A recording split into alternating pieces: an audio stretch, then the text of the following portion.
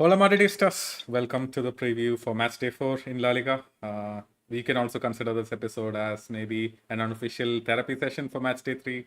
Uh, we, we haven't seen anything convincing from the team of superstars yet, but Ancelotti has came out and said he has answers, or like he'll at least try to figure out the answers. The question is, how soon will they come? Will we see it on the weekend against Betis, or do we have to wait a couple of months or towards the end of the year? To discuss that and more, we are joined today by Mo and Farouk, who look like they desperately need a therapy session, of course. But before we get into that, let's have a word from our sponsor, Manscaped, the pioneers in male grooming. So if you are in need of anything, man, anything a man might need, these guys have it. And it's not that expensive. People always consider this as a premium brand, but I feel like there's a lot of good stuff to be had at really decent prices. So head on over to manscaped.com and use code LBR20 for 20% off and free shipping. And another thing that I'm super excited to announce is a new sponsor for this channel. So you might be familiar with them already. It's Fanatics. They have collaborated with La Liga and Real Madrid, so they have some really official fan merchandise over there. So if you use the link in our bio, you can actually head over to the Real Madrid page and you can, score yourself, that one of those gray jerseys that everybody is wearing. But yeah, guys, let's get it started.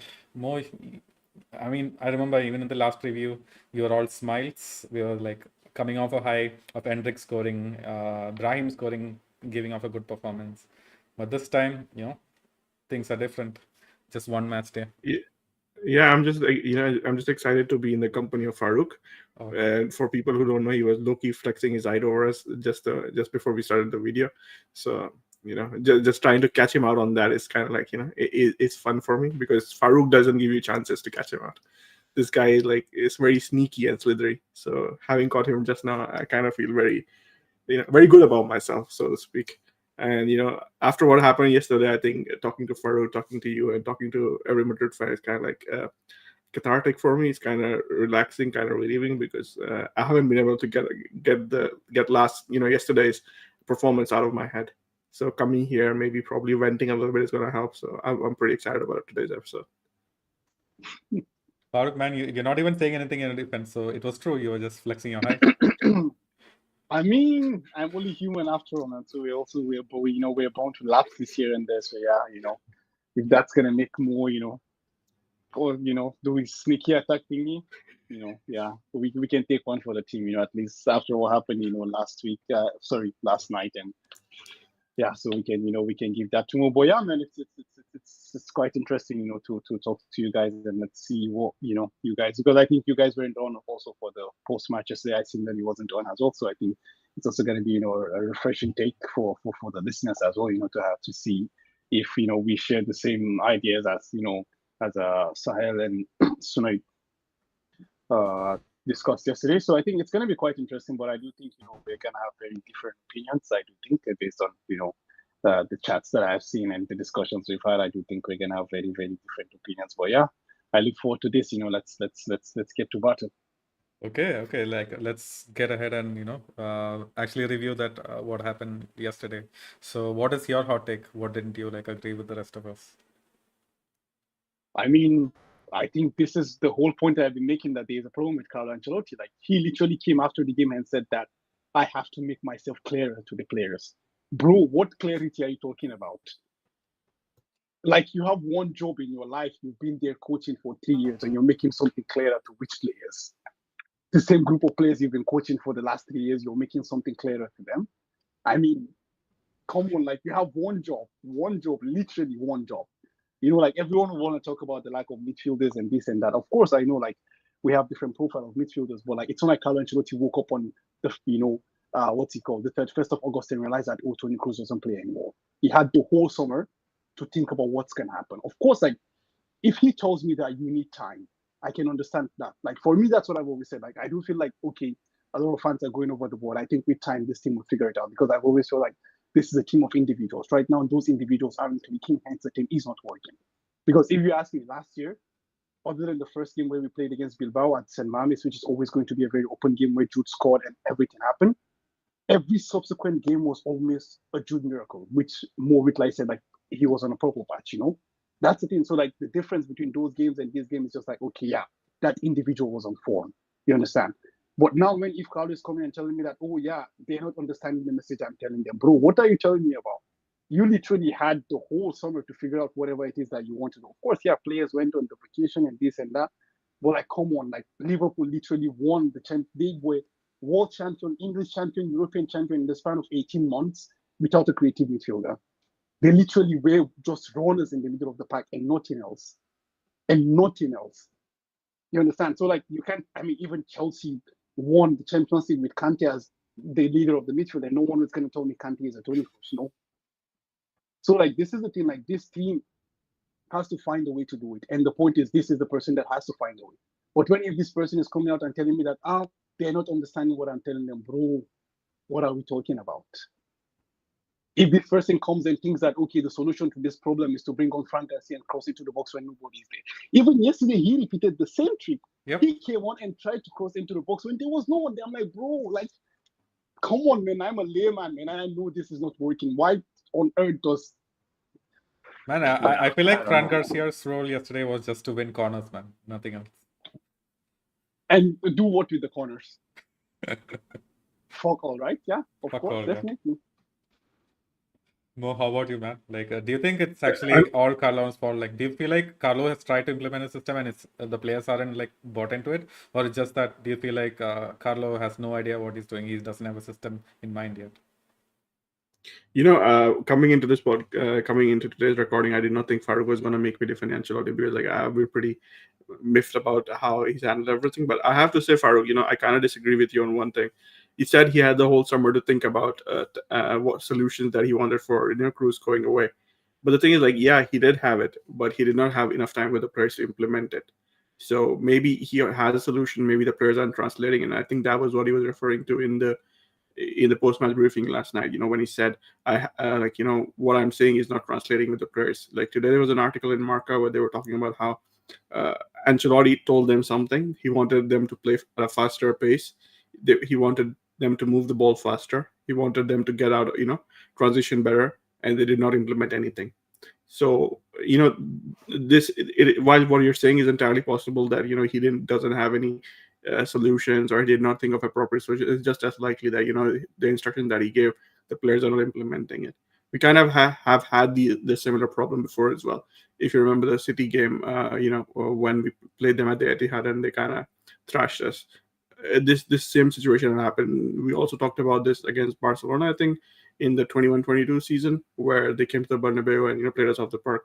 So this isn't an isolated incident. There have been situations where I think Ancelotti's instructions aren't being followed. Having said that, you know, the overall message, I kind of tend to agree with what Farouk said, that, you know, maybe Ancelotti isn't doing a decent enough job, because some of the decisions that kind of make me go, you know, raise my hands and say what is happening. Like yesterday we were talking about this, right? Because in the previous pre-match you said you could bring on Fran Garcia when we were losing. And me and Farouk,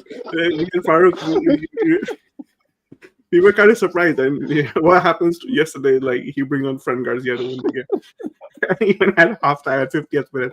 So, okay, let me ask you to voice this. Like, did he improve the situation over Mendy? Would Mendy being there help anything? I kind of think he was an improvement because he wasn't being as brain dead as Mendy was being. So it worked out, but it was because Mendy has lowered the bar even more, you know, even more than we had ever imagined. So for me personally, the decision that miffs me the most is the fact that he, whenever he brings on Arda Güler or whoever is the attacking midfielder, he kind of asks them to play like so further up the pitch.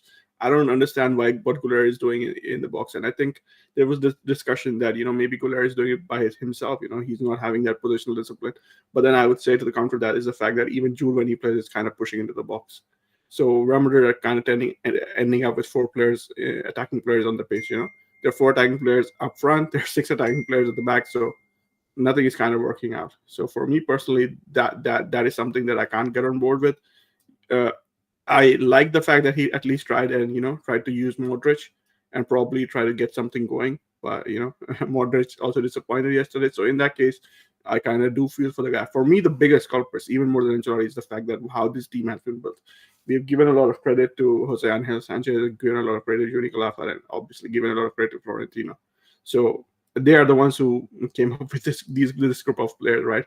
They knew that we did. I mean, like when lay people like yourself and me, and I mean, I don't quite count Farouk in lay people, but even Farouk, he can. When we can figure out the fact that this team midfield lacks creativity, then what is the board doing? I mean, and Man, the I thing feel that like the board at this point could have the same thought as Farouk. They were like, hey, Liverpool can actually play that way, so why can't we? to counter that, I would say that Liverpool had a lot of creativity from their wings, and we don't have that.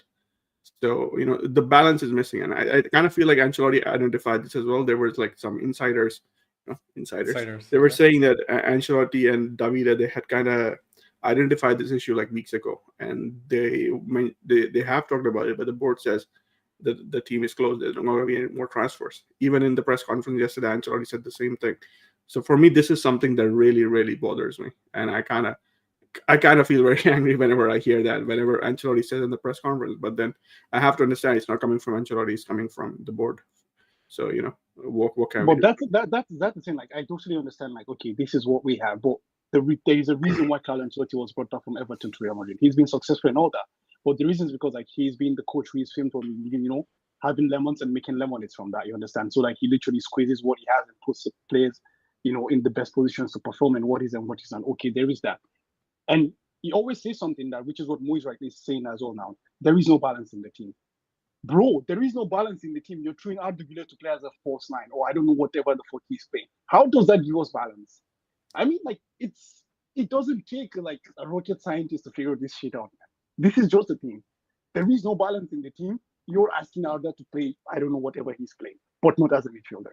You want to give balance to the team. You want to give control to the team, but then where you get the control from, where you get the balance from, it's not happening there. I mean, come on, like in my opinion, rather than doing whatever it is they're doing, play Danny Ceballos. At least he's a midfielder that can try to bring something. At least in a way, try to get some, control out of the. Okay, yeah, he's not the best, but he's an option at least. You understand? I just feel like what he says and what he does, it's I don't know, counterintuitive. You say there's no balance, you throw out the girl to play a very different role. It's just it's baffling honestly, like seeing all these things and. I don't know, man. Like I've always said this, like, do you want to trust this golden generation of players with a coach as such? This is the question. Man, Carlo Ancelotti, of course, has my respect, but I just do feel like eventually, honestly, for me, I'm not in panic. I do still feel like come December, January, our guys are going to click and stuff is going to happen as usual. But it's not going to happen because Carlo Ancelotti devised a master plan. It's going to happen because Vinicius found himself again. It's going to happen because Mbappe is in form. It's going to happen because Jude, is back fit and firing as well. You understand? It's not going to happen because it's because of a certain master stroke over tactics or something. Nah, that's not going to be the case. I don't want to completely absolve Ancelotti with what I said if it came across that way, because I do think that there is a certain portion of the blame that has to be laid on his feet, because the fact is, when we talk about Ancelotti, we've always said this, he puts the players in the best positions to succeed. And right now, I think he's not doing that. Even in the last pre-match, we talked about that. We said, like, you have Mbappe. He's one of the most, destructive players on the planet. He can do a lot of stuff. But right now, he's not doing anything because of the way he's being utilized. So for me, these kind of things, when I see them happen, I don't really like what Ancelotti is doing. But then I kind of also have to balance it with the fact that he's probably not being given the necessary tools to succeed. So I do understand that. But then Farouk's point about the team eventually figuring out how they want to play, I kind of tend to share that belief, and maybe Ancelotti might not have that big of a role to play in it. But let's see. I mean, we've never seen the future, so maybe Ancelotti and David devise something. Because last season, their utilization of Jude was pretty brilliant. I don't think most of the managers would have come up with a solution. So sometimes, from last season, he has a lot of credit in the bank, and he has some time to figure things out. If it doesn't work out by maybe October, November, and the team is still performing this way, I think that then we might have to go to the panic stations.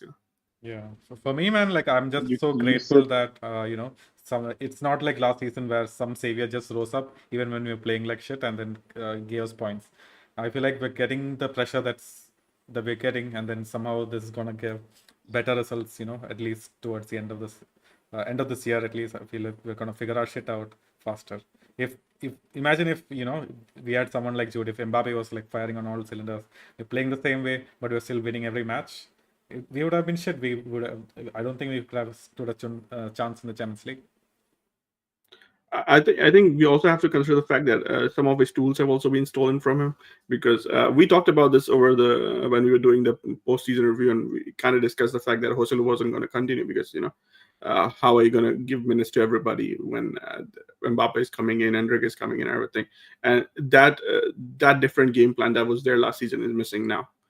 Jude is injured, Joselu is obviously not here anymore. So I think that is also kind of hurting his ability to get the best out of his team. Like yesterday, he brought in Fran Garcia, but like you and Farouk have rightly pointed out, there's nobody in the pitch to cross to. So it kind of dulls your tools when you don't have don't have the right complementary pieces. So I kind of feel for Ancelotti. For me, the blame, probably the biggest portion, I put it on the board. But yeah, Ancelotti also needs to figure his stuff out. Such a strange thing, as in Yeah, like, man, when I we mean, started this season, man, like everyone thought Real Madrid had the best squad. There's nothing wrong with the squad. It's so complete. I would just say that when we did the preseason preview, I kind of said this. Losing Mbappe is going to be a big deal. So it's not going to be as easy as everybody's expecting. Losing Kroos, yeah. Farouk, you're saying? Yeah, I was just trying to counter Mo's point about the fact that Carlos' tool has been missing and what is not. But I just go back to the fact the main reason why Carlo is the coach of Real Madrid is because he wasn't gonna make a fuss about this situation. This is the primary. I don't think anyone would tell me Carlo Ancelotti came from Everton to Real Madrid because he was the best solution in the market. No, he was back because he was the person who wasn't gonna ruffle the feathers. He was the person who was gonna, okay, I have lemons, I make lemonade from this. This is the thing. This was the only reason he was back. So the point is, now you can't use that as a defense, as a shield for him as well. I mean, you can't have your cake and eat it in this situation. Either you're this or you're not. This is just that it's black and white. There is no middle ground to that. All right. I mean, honestly, I understand. Like, okay, let me tone back a bit. It's like I'm like. No, you don't have to tone it down. It's just that. Yeah, no, I totally understand where you're coming from, Farouk. I can understand, and what you're saying holds some truth to it. I mean, Ancelotti, his whole claim to fame is the fact that he takes pieces that you give him and figures out a solution from it. So the fact that he has not been able to do it, and I kind of said it. Ancelotti, his biggest positive, his biggest value is the fact that he puts players in positions to succeed. And this season so far, he hasn't done that. And till he does that, obviously the knives are going to be sharpened on him. But the thing is, like, Carleto is Carleto. He has a lot of experience. I'm still hopeful that he will figure his stuff out and maybe get us a solution. If it doesn't happen, it's Real Madrid. We move on. We have no emotions. So you have no emotions. Okay, let's get into some comments, boys. This has been hot, but yeah, let's slowly get into the better side of things. But yeah, all of the comments are, of course, about our problems. So Sunil is the first guy. He says, I wouldn't blame Carlo for much of yesterday. Okay. Yeah, tell me something I don't know. Omar B says, big up to you, peace. Yeah, big up to you as well, Omar. Rajat says, hi, Mo. Hi. That's it. Just a hi back. What am I supposed to do? Okay. Sunit says, seems like Barca is cooking. And Omar says, no, we're not. We are fraudulent. Okay. Are you sure you're a Barca fan? Prince Arthur is in the comments as well. He says, I think the club needs to sit down with the players like Vinny and Mbappe to iron out what the issue is. Man, like a lot of people in the subreddit and on Twitter or like that, they're saying it's just the ego of these players that's like holding this team back. Is that true? I don't know, man. Everybody's saying this, but I don't see it. For me, that's not the problem. Maybe Farouk has a different take. No. I totally agree with you. I definitely do not think that's a problem. Someone like that. I mean, it's. I mean, that's the thing. Like, when a team starts to underperform, like this kind of news comes out. I mean, it's not a news, rather. It's just like you start picking up on things that do not exist. This is just the thing, So I do not think that's the problem. Yeah, a lot of people are like blaming Vinny's hair as well. Maybe that's part of the issue. I mean, he at least cut his hair, so. Let's not become African aunties, man. When you make a haircut, you're like, oh, you're a bad boy. Bro, what does my haircut have to do with how I perform? But Farouk, you have to agree to this thing. Whenever Vinny has had this hair, he's underperformed because like Okay, he's yeah, always yeah, has this yeah. hair in preseason, and he's like not that great. But then he cuts it off, and becomes the Vinny of the old. Yeah, that can be a superstition, but man, I really do not care if he wants to get, go blonde or go blue or go purple. That's his own problem, Farouk is using the word purple a lot today. Maybe he's trying to hint at something. Hmm.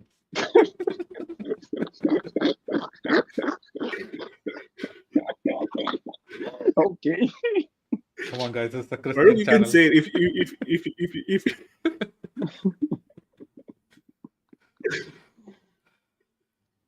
Yeah, we'll talk about it when we have our ad break. But yeah, Rajat says no height with the front three. That's another problem as well. We have nobody to cross it to.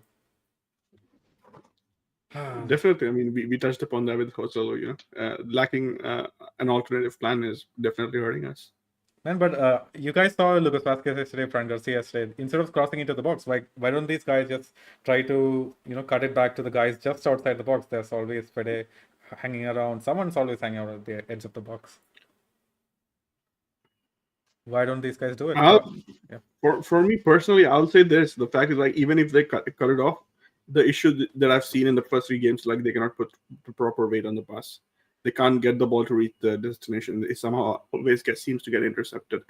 So even if they do that, it's not going to help that much. And apart from that, there is no movement from the forwards. So players aren't trying to run in behind for those kind of passes, from the half space around the box to happen. So even if they do that, play short, I don't think that it's going to help that much. Well, that's the thing. Like, let me ask you guys, why do you guys think no one is making any runs? Like, is it like, I don't know. I feel like there's spaces in certain instances that people can make runs into, but no one is making any runs. I find it really odd.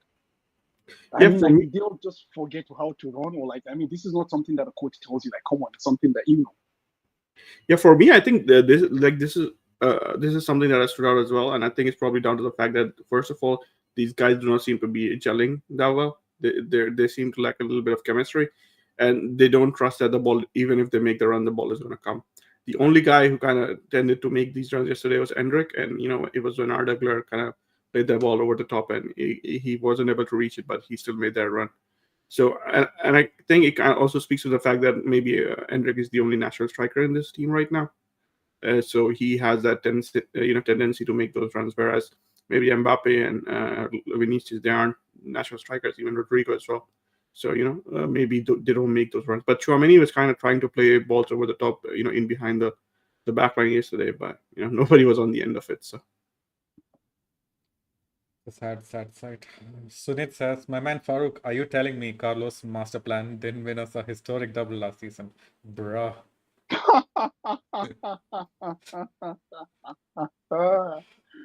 Yeah, of course. Like he performed the magic, man. We went to the Etihad and we beat the shit out of City, man. And we came back to the Bernabeu with Bayern Munich, and we all of a sudden, the reincarnation of whatever it is that we were. And yeah, we were like Brazil. I think Jogo Bonito, yeah, something like that. Yeah, we were a replication. I mean, come on, like I keep saying this. This is the point. Like, as long as you keep winning, no one questions how you play or how you get to the point. You understand? But the thing with me is that, and you guys always know this. For me, I would rather lose if my team actually put the effort. But the point is, they're not putting the effort and they're not winning. Then what are we doing? I mean, okay, if we're winning, yeah, okay, it's not a problem. The goal of playing a football match is to get the results. I agree. Everyone agrees with that. But then when you have the most valuable squad in world football and you go to the Gran Canaria and what was our expected goal? We had a penalty, yeah, basically. Like we had expected goal of less than one, I guess, or something like that. So, yeah, of course, Carlo Ancelotti won the historic double last year. He's going to win the historic double again, and then we can continue having this discussion till the end of time. Yeah. The strange thing yesterday was that, our XG was actually 3.3. So even if you count the penalty, like we were expected to score 2 goals at least. It's just like a strange thing. Like it didn't really match the eye test. I think when you're talking about XG, you also kind of have to factor in the amount of shots that you take. And so there were a lot of pot shots that were taken, and I don't think they necessarily represented anything. So once you do that and you kind of see how much XG was there per shot, you kind of come back to earth and realize that they weren't necessarily high value shots. Because I saw a stat today about Mbappe having a XG of 1.8 in the 3 games that he's played, and then he's taking 17 shots, like almost like zero point 0.1 XG per shot. So it kind of goes to show you that these shots aren't necessarily of high quality. And the problem is like it's kind of visible to everyone. The chance creation is abysmal, and the midfield isn't doing the job. Till it does it, you can't really even talk about the attack for me. Yep. Farooq, finally, you have a supporter in the chat, man. So Nina's there. He or she says, "Hello, everyone. I blame Carlos so much for all of this. He's the biggest problem. He can't find solutions. I don't know. We Yes, don't sir. want him." He also says we don't want him anymore. Okay. My man. Yes. Yes. Now we are talking. Ciao, Signore Ancelotti. Ciao. Farouk doesn't want to live peacefully in Italy. That's the only reason. That's the only conclusion I can draw from this. Yeah. Don't worry. If he comes back, we're gonna serve him pasta. Mm. I'm gonna take him and let him eat. He lives in Como. Como is expensive, but no ways. I can give one of my organs and serve him some good pasta in Como. Yeah, guys, this is why you guys have to go to Fanatics, buy that jersey so that Farooq can afford and, go to Como, meet Ancelotti, give him peace of mind. Not a piece of mind, a piece of meat. Yeah.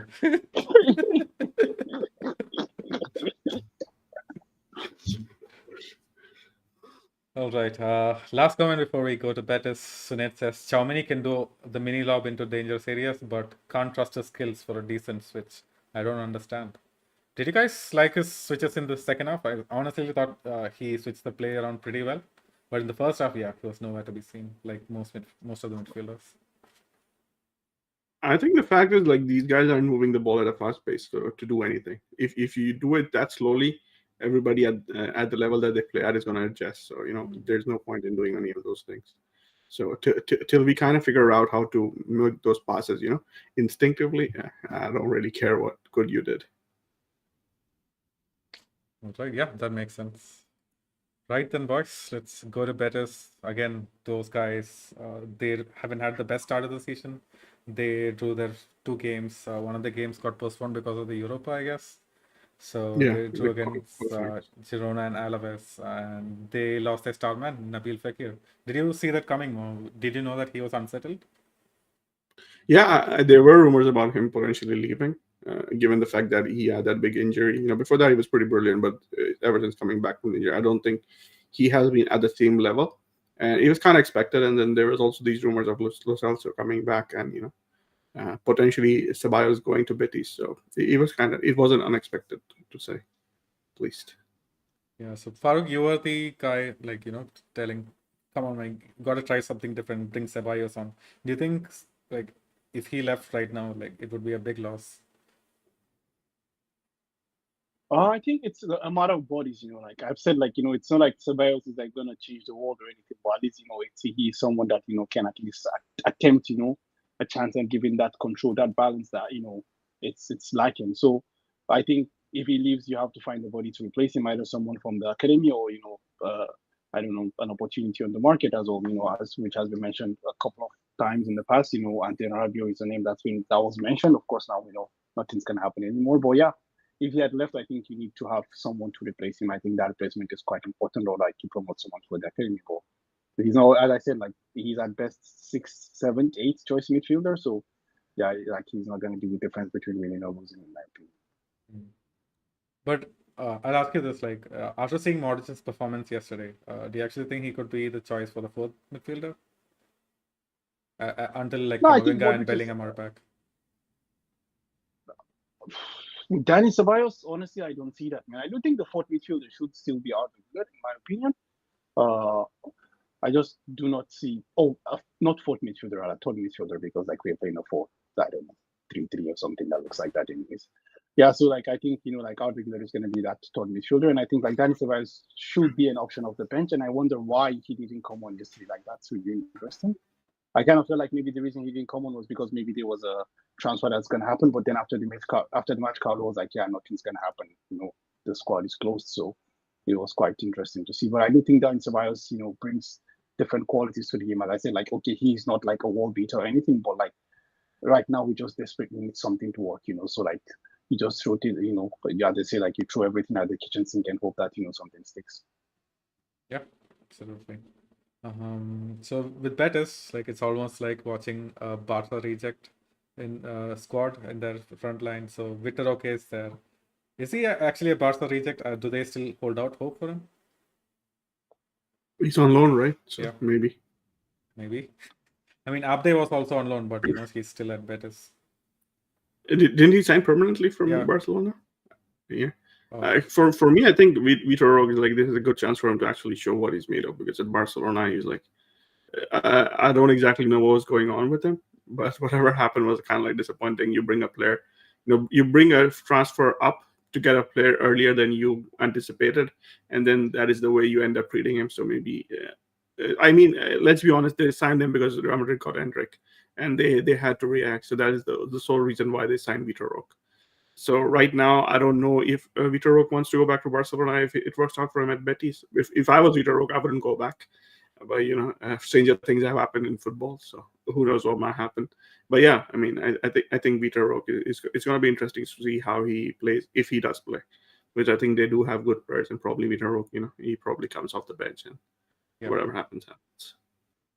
All right, but like they don't have a straight out and out replacement for Nabil Fekir yet, right? Like, who do you think is going to take up the mantle? They're getting Lo Celso. So Lo Celso is going to join in, and I think they got him from Tottenham for like 4 million or something, and they gave a preferential option for Johnny Cardoso. So it is going to be interesting to see how Lo Celso, coming back, how he's used, especially given that Fekir is gone, and I mean Isco isn't fit, but they should potentially have him from next month on.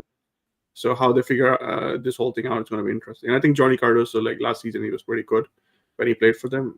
So I don't know if he's going to start against us or not, because I don't think he's played in the last couple of matches. I'm not exactly sure. Yeah, but the last couple of matches, Fekir was playing, so maybe that's why. I think Johnny Cardoso is like more defensive. He kind of plays further back, so I don't exactly know how they're going to handle that. Yeah, man. Like I expect a really hard match day, because just looking at history, the last 6 of their visits to the Bernabeu, we won 1. Yeah, last 7. One Madrid win, 2 Betis wins. Jesus, and man, 4 draws. Is that a better record than Barcelona? I don't know. Yeah, these guys. The thing is, like, Betis are like really frustrating to play for Real Madrid. Even when we go to Benito Villamarin, it's frustrating to play against them, and they kind of have this habit of like they have it figured out how to play Madrid. They just sit back, they defend deep, they defend well, and as soon as they get a chance, they counter and beat us. I remember that is how they beat us in 2018, and probably that is the same trick that they have used in every game since. So I wouldn't be surprised to do the same thing tomorrow as well. But then you also have to consider the fact that this Real Madrid cannot play in the midfield. So maybe Pellegrini decides that he's going to go for the juggler and kind of kill off Madrid. And I think it will be interesting for him, especially given how he was sacked after. I think he had a team go to 96 or 97 points, and then after that he was sacked. So yeah, probably hold some grudges against Florentino and everything. And this might be an opportune moment to take it all out. Perfect, man. Perfect. Exactly the thing I want to hear in a preview. But all right, man. Farooq, do you think the team will actually bounce back against this? This is much more of a challenge than Las Palmas. Yeah, I think this is going to be a game that the team will have to show what they're made up of, and I honestly expect a kind of sort of reaction.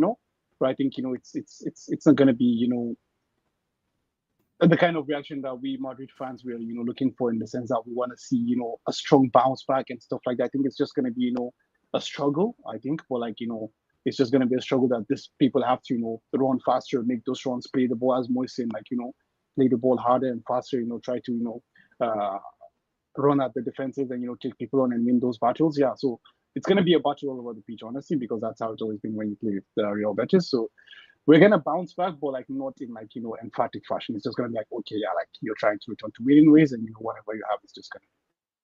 Yeah, absolutely.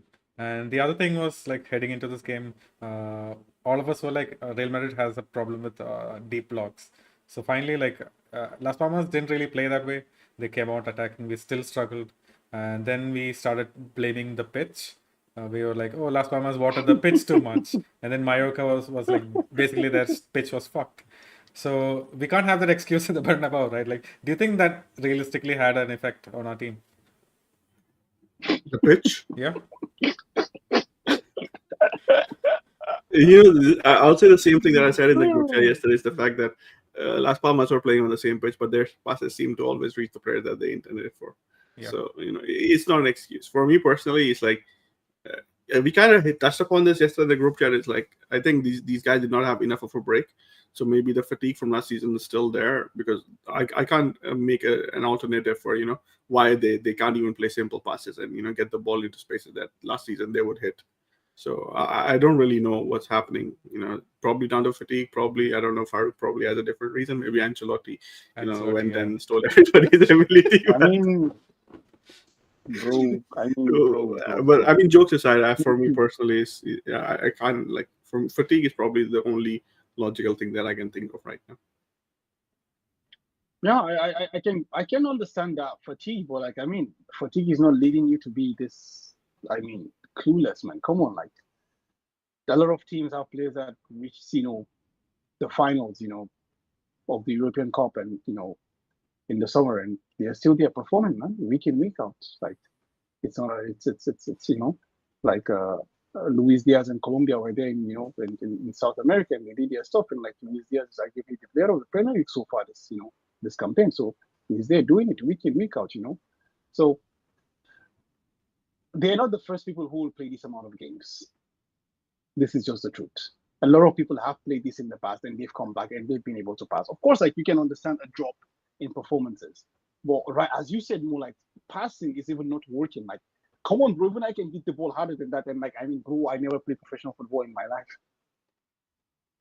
Like, the pace is totally lacking. Like, honestly, like, it's not even amateur level, man. It's like middle school level football, bro. And I think kind of the performances on the pitch kind of make it difficult to defend, like, defend a counter, because you have the evidence on the pitch. You cannot come here and try and say anything, without being accused of making excuses for them. So at this moment, I think it's very difficult to defend whatever is happening on the pitch. And I think in a fit of frustration, I kind of said it yesterday, and I think I kind of do agree with it.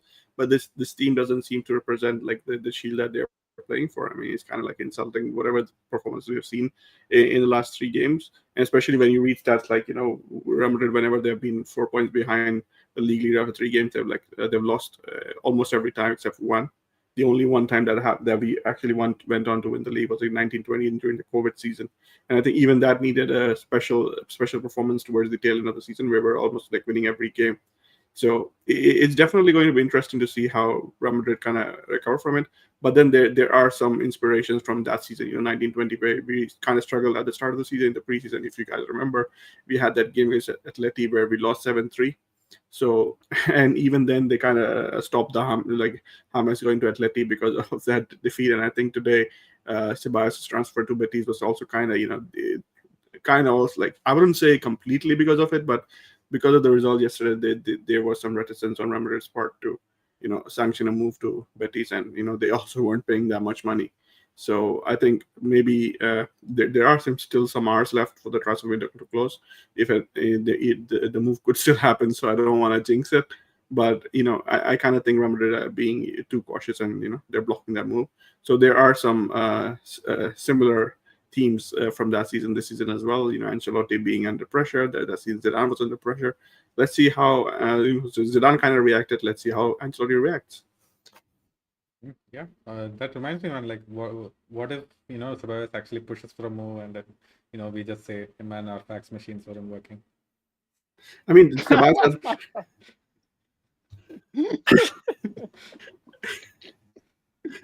has been pushing for a move for all summer, so it is what it is. Right, guys. I'll take a couple of comments before we go for the ad break. Sunit says, if he wins the double this season, I'm coming for your clock, Farouk. Okay.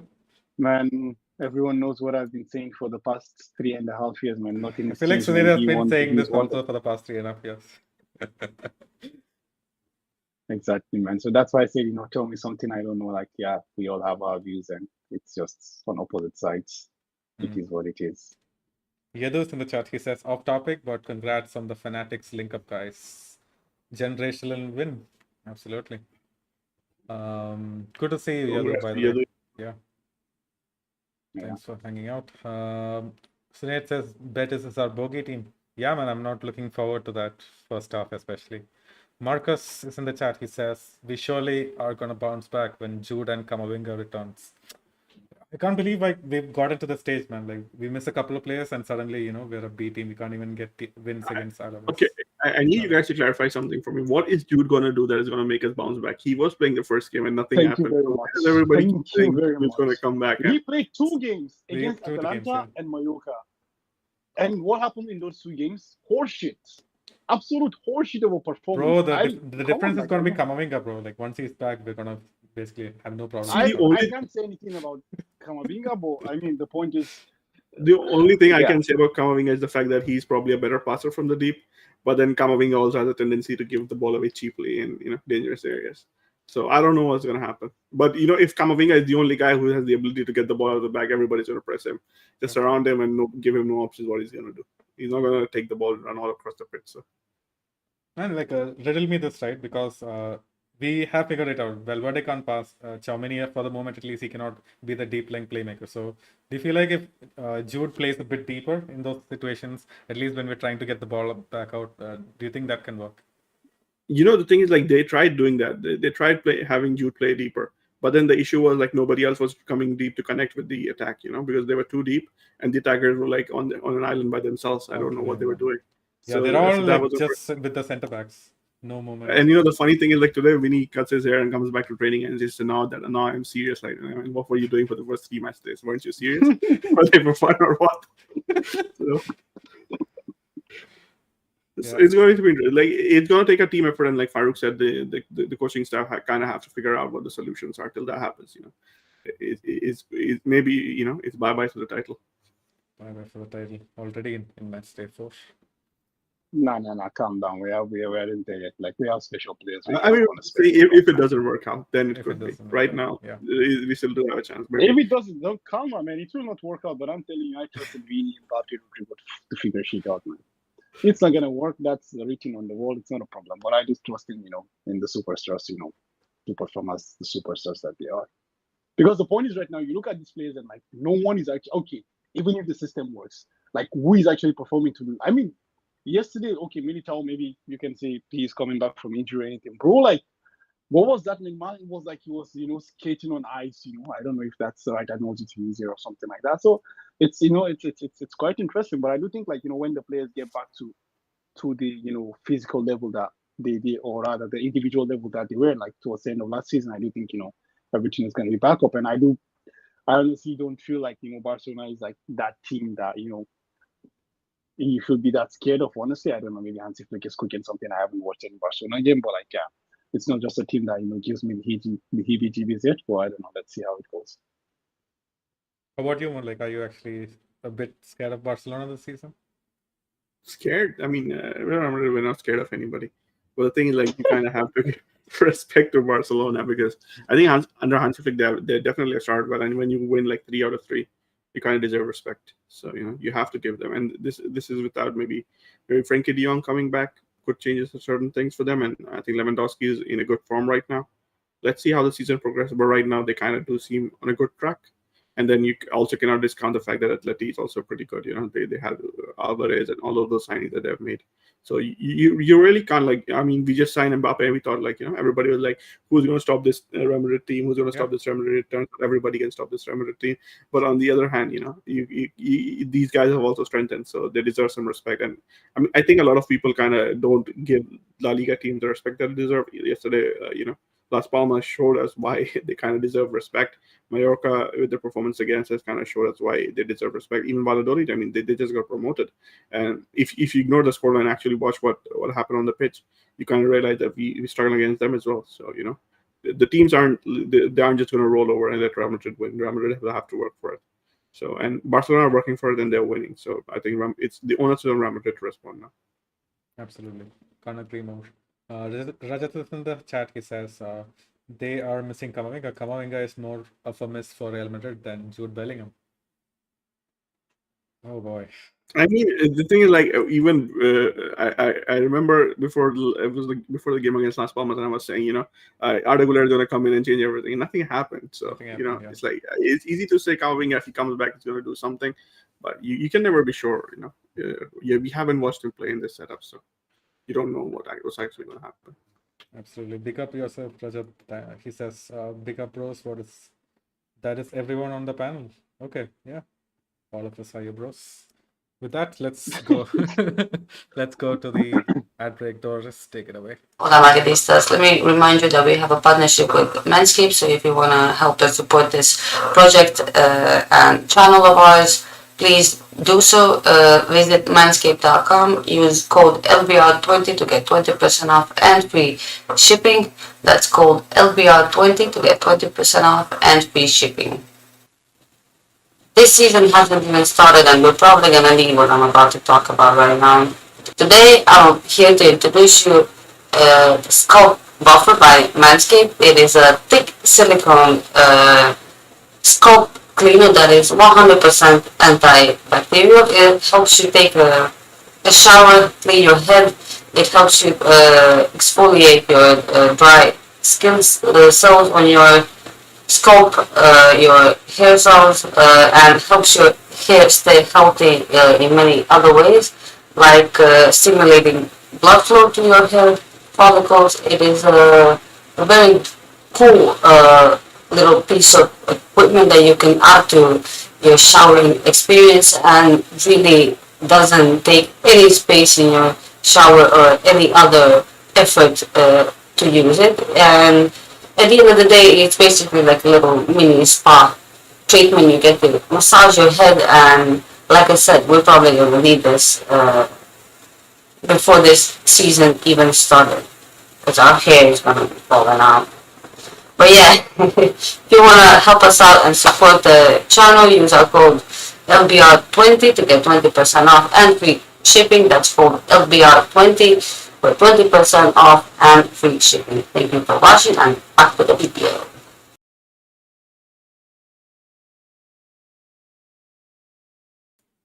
Yeah, we're back, folks. See, this is why I don't trust this guy. At any moment he can get a hot mic situation. Bro, by the way, like people were listening to whatever we were saying. Bloopers, man, bloopers. Bloopers, yeah.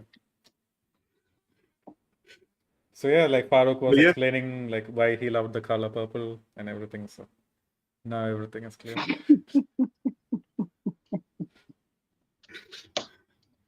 Yeah, it's not purple. It's called lila.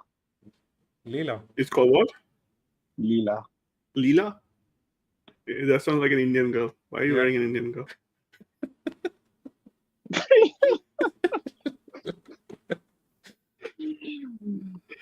Okay. But yeah, Jacob, moving on. What were we up to? Yeah, big up Manscaped. Manscaped still our like main sponsor. Big up to them. But yeah, let's actually try to go to the lineups, man. Like I feel like we've been discussing relevant solutions and problems.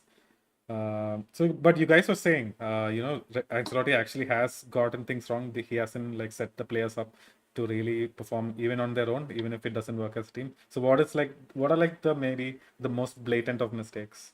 I'll come to you for like what is the mistake that's Ancelotti has like implemented in the midfield?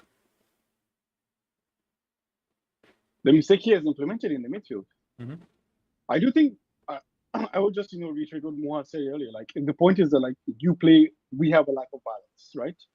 And you keep playing that third midfielder as a 9.5 or a 10 or whatever number that it is that he's playing. You understand? And then you have you have Tchouaméni and Fede Valverde just running around there, doing what or not. Like, okay, yeah, Fede is trying to get something done, but like until and unless you find a way to bring the ball out, successfully. Because okay, we keep going back to name Dani Ceballos because he's the only player that I've seen actually that brought the ball out, and that led to the goal that Brahim Diaz scored, like in the game against Mallorca. He literally brought the ball out from the back, basically. So like there is no one to like bring that ball progression into the team.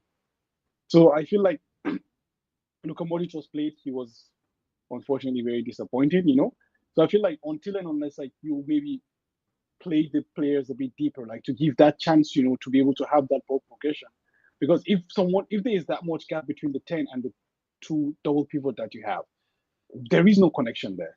You understand?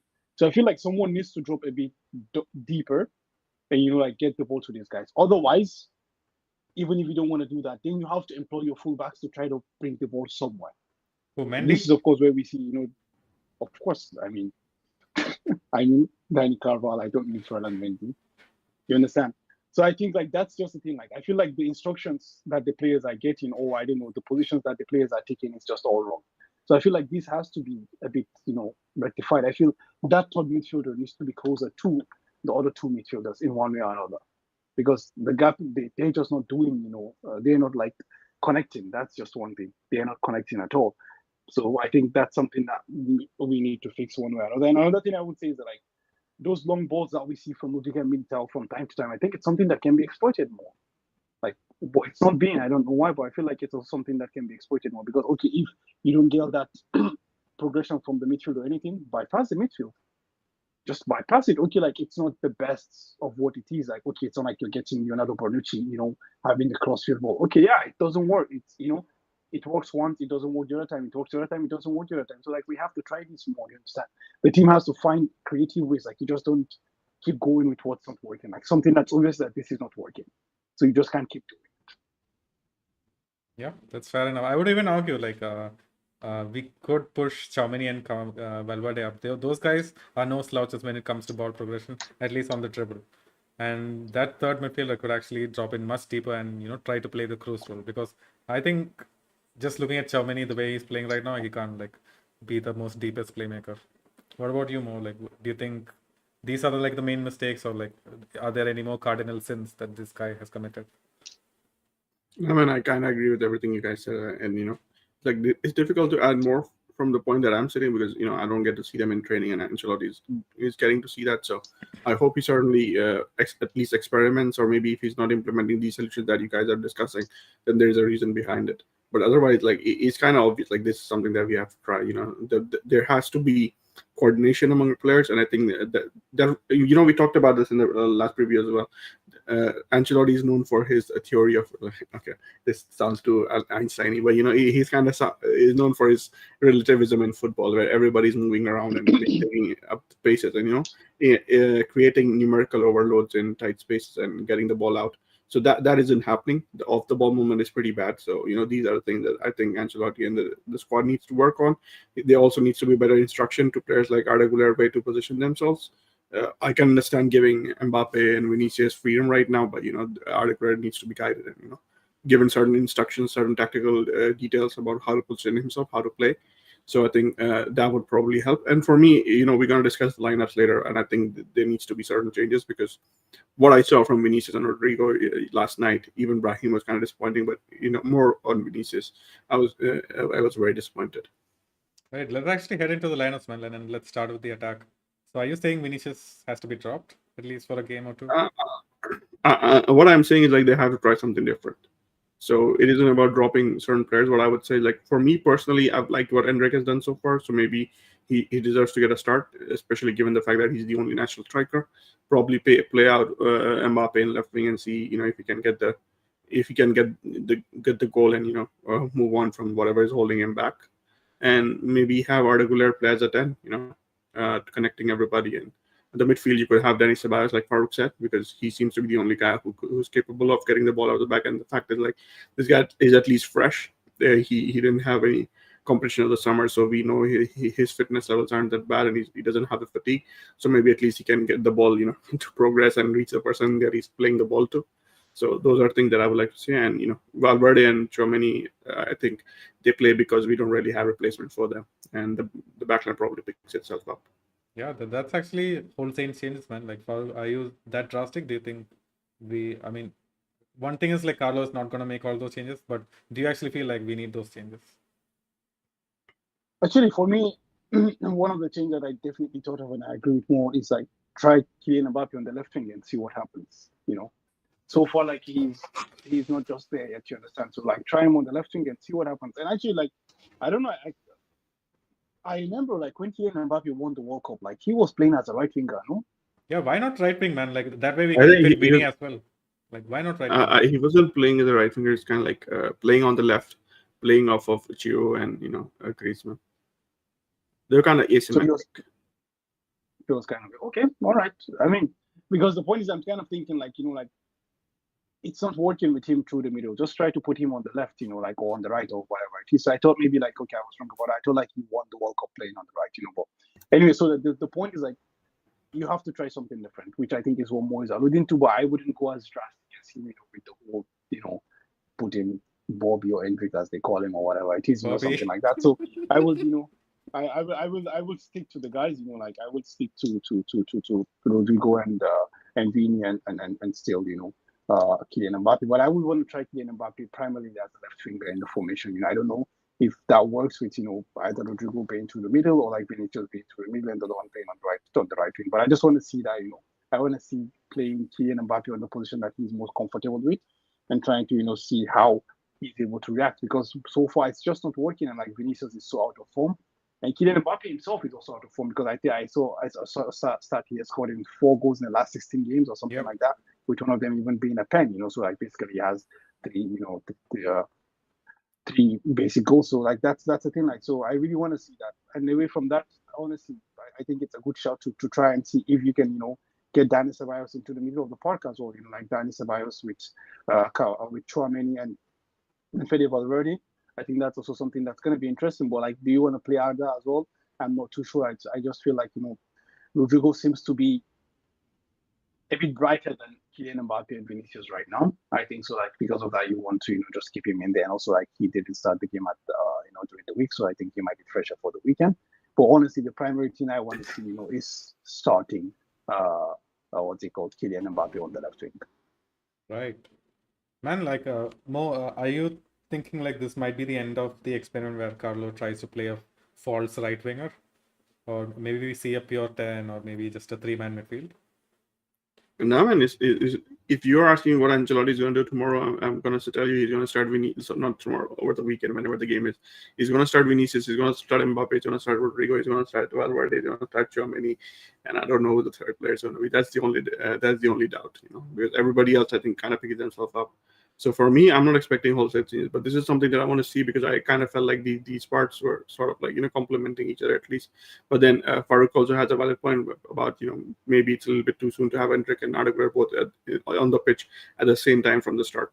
So maybe you could even go with Rodrigo instead of Hendrik, and have Rodrigo and Mbappe on the pitch at the same time, and have Rodrigo play centrally, because it's something that we discussed even in the last episode. And so for me, I mean, the key point over here is to get somebody who Mbappe can play off of, instead of Mbappe being the guy who's playing centrally and trying to defend everything. Because I think Ancelotti is trying to play Mbappe like he's Benzema, and the thing is, like, he's not Benzema. Like, there is no second Karim. You cannot replicate him. Like, there were even stories in the summer where everybody was saying that Kylian is like the closest thing to Benzema and everything. And like, we said that back then as well, that it's rubbish. There's nobody like Karim, so it's not going to happen. So let's just put Mbappe in a position that is going to succeed. Vinny seems to be having some trouble getting started. So we kind of rested Rodrigo over the weekend. So maybe get him on the pitch, give Vinny a rest. And, let's see how Mbappe does. If that doesn't work out, then potentially you could go back to how you were playing last season, and then try to integrate Mbappe from the bench or something like that. But then, the thing is, like, as Farouk always says, that there's a reason why Ancelotti is the manager, and he's going to try and do what the board wants him to do. Yeah, I totally agree with you, man. I feel like giving Vinny a rest will, really help us out for this match day at least. Give Vinny a refresher as well. But the question is, it's like, who is that third midfielder? I feel like Arda is gonna keep on to his spot. It's not gonna be Brahim, especially after last night's performance. I definitely think if you're only going to stick with 3 midfielders, and you're starting with Rodrigo, Vinny, and Mbappe, then I think maybe I kind of do agree with Farouk, and maybe Ceballos should be given a chance. Although then when you say that it's probably not going to be him and it's going to be Arda Güler, I wouldn't be surprised with that either, because we know how Ancelotti works, and we know he has his group of players. And I mean, right now we only have 2 center backs because he's completely frozen Vallejo. I mean, I wouldn't blame him for freezing Vallejo, but then it is what it is, and this is how Ancelotti is. It is what it is, man. I guess we have the lineup. Just the third midfielder, a bit of a doubt, but yeah. the lineup picks itself. It's not there because they seem to be struggling to adapt to the new roles that they have. So that level of defensive performance is there, and it's kind of exposing the back line. So that is also hurting us. And then I don't know what Mendy was doing yesterday. So when without that, it's like it's difficult to do it. I kind of referenced Zidane's 1920 season and said that they kind of reinvented themselves. But then we also have to remember the fact that that season was built on defensive solidity. Everybody was putting in a shape, defending for their lives, and then Benzema would just score the goals. I think this season, if they go that way, where everybody's defending for their lives, I don't know if we have a guy who can do what Benzema did that season. So let's see what happens. But yeah, defensively, you are right to point out there are some weaknesses. But maybe if Tchouaméni and Valverde, they kind of get into a rhythm, they kind of get into form, and the team starts sticking, I think that might improve. Right. And Farooq, like I personally like see no sign that Vinny and Mbappe they're actually like pressing or like meaningfully doing it consistently. So do you see that improving over the season, or do you feel like this is like what we're gonna get? I'm sorry, you said decent or what? Yeah, I mean they're not like pressing consistently, right? Mbappe and Vinny. Okay. Yeah. Okay. When you said decent, I kind of like thought like you meant like Drake and Kendrick Lamar. Oh no, They man. were having rap battles in the dressing room. Yeah, man. I think that's the thing, like, because I don't know if you guys read or not, but like at the beginning of the season there was a piece from Cortiana where he was talking about the fact that internally Real Madrid expect this season to be more defensively lax, but they expect to be more like to make up for that offensively, by scoring more goals. But what's just happened now is that we are considering more and we're still not being able to score at the other end. So I do think like when, as Mo said, like when the team picks up, like we're gonna score goals. You understand? The goals are gonna come, and hopefully they come in bunches. I do feel like, but when you talk about the pressing and all that, I don't think you get any of that from Kylian Mbappe. To some extent, Vinicius Junior as well. But then on the left hand side, that's why you have a player like Ferland Mendy. Like this is the only reason why he's on the team, so he can let Vini do what Vini does. You understand? But then on the other hand as well, you have energetic midfielders like Jude Bellingham, Fede Valverde, and so on and so forth. So I think they can also cover for the deficiency of Kylian Mbappe. So I think this is just something that we will have to get used to. Like Kylian Mbappe and Vinicius Junior are not going to be those pressing machines and stuff like that. No, but we've been here before. We've been here, done that with Cristiano in the past as well. It's been like that. Like, well, yeah, I think so for that reason we have to appreciate the role of Rodrigo as well.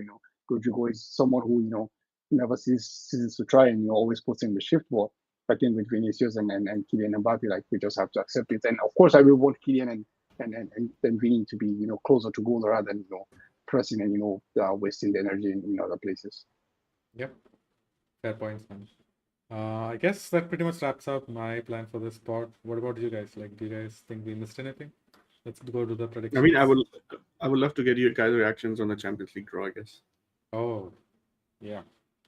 I mean, I don't even have, to be honest, like I don't understand the Champions League draw fully. I just know we're gonna play these few matches, and whoever comes, if we win most of those games, I feel like we're on to the round of 16. That's just my takeaway. And as for like the matchups, that's what I understand. And as for the matchups themselves, man, like nothing really interests me. It's all teams we've faced in the past very often before.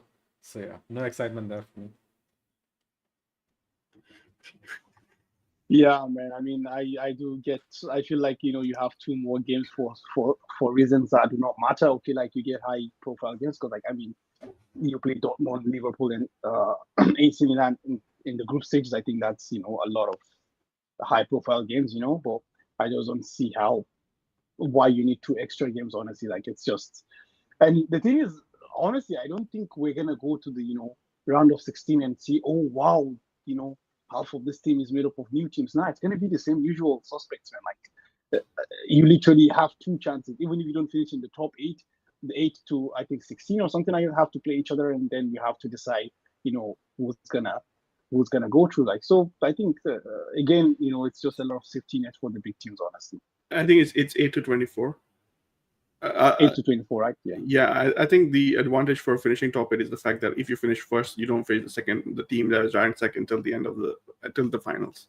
So that's probably that's probably going to decide the series. And the fact is, like, the only reason why they added 2 more games is to get a little bit more of competition, because otherwise, in the previous group stages we wouldn't be facing Liverpool, Dortmund, and Milan in the same early stages of the competition. The early stages of the competition, they're kind of like foregone conclusions. But right now, you kind of have this variability about how certain teams are going to perform against others. Especially given the fact that PSG have to play City and I think Bayern and Arsenal, and I think it was a Leverkusen the fourth team. I'm not exactly sure who they face. Oof, that's a But yeah, spicy pot, man. yeah. So they have a lot of things. So I think this is why they kind of brought it in to have more exciting games. So I mean, early on in the tournament, so I kind of see where they're going with it. But yeah, I can understand how it's a little bit confusing. But then for Real Madrid, I think traveling away to Liverpool at Anfield is going to be interesting, especially given how we are performing so far, early on in the season. Good. So- Did you listen to Salah's comments? Were they real? Like about him facing Real Madrid again? What comments? Oh, then it must have been a fake quote, man. Like I just saw on Twitter. Are you talking about the? Are you talking about the one where he said, "Why don't these guys leave me alone?" Yeah. Those were fake. Those weren't real. Oh, I was so hoping those were real, man. Oh god. Oh. Yeah, man. But I do feel like, like 2 extra games just to create a lot of excitement, and then they come back and tell us about player welfare and all that shit, and then you go to, the US and play the expanded Club World Cup in the summer as well, Yeah, so it is And you interesting, can't. man. You cannot forget the origin, like the older format of the Club World Cup is still going to happen. So probably in December or something. Yeah, I know. But that's already in the calendar. Anyways, like the added one is the one with the 32 teams in the US in the summer as well. So it's just crazy. And then we have preseasons where teams travel to the US and Far East Asia, and then they come back and tell us, "Oh yeah, we are fatigued." Of course, you're fatigued. Why do you think? I mean, even I take a flight and I'm also fatigued. And what do you think? Of course, this is normal. So yeah. So far, they don't have the power of the purple jersey like you do when it comes to athletics. So. Sorry, not purple. It's lila. Sorry. Lila.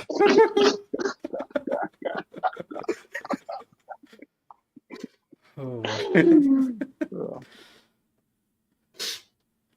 All right, guys. I guess let's do predictions and get a move on. So far, you can go first. Yeah, for me. Oh. Okay, Farouk is going first. Yeah, I mean, I'm gonna go with a 2-1 Real Madrid victory. Very clumsy game, but eventually, we find a way through. Yeah, for me, I'm going to be the optimist, and I'm going to go for a draw 1-1 maybe, if Real Madrid manages to score a goal. So yeah, Betis keep their horrendous better record than Barcelona at the Bernabeu, right? Yeah. Betis keep the tradition up. I'm gonna say I don't know, man. I just don't feel like every time I just don't feel like this team is gonna concede, but we do concede. I'm still gonna predict 1-0 victory. Oh, 1-0. Yeah. I mean, you kind of predicted a clean sheet against Las Palmas as well. Yeah. Our record isn't looking good. Exactly, that's what I say. I always feel like this team is so defensively strong, just looking at the lineup, but then, fuck, man, it doesn't turn out that way. Right, there you go, folks. Yeah, predictions. Thanks for tuning in, all of you guys. Sunaid, Rajat, who else? Marcus, Prince, Arthur, Naina, all of you guys. Thanks for keeping us company. And all of you guys listening over at the audio platforms as well, Spotify, Apple Music, and whatnot. Come on, hang out here, man. Like, you're missing the banter with Farouk and Mo. So yeah, and head out. This is gonna be a home game, so there's gonna be fan cams and whatnot on our Instagram page. So yeah, head on over to Instagram, check out our cool content, and Sid. Also, big shout out to Real Madrid committee for their awesome support. And last but not least, guys, I know we have like 2 sponsors right now, but yeah, if you want to keep this channel going and then keep us going, keep us motivated, yeah, please consider buying jerseys through us. In case you're looking for jerseys, yeah, just click the link in the description and then you'll actually help out the channel. So yeah, until next time, folks. Hala Madrid. Hala Madrid. Madrid.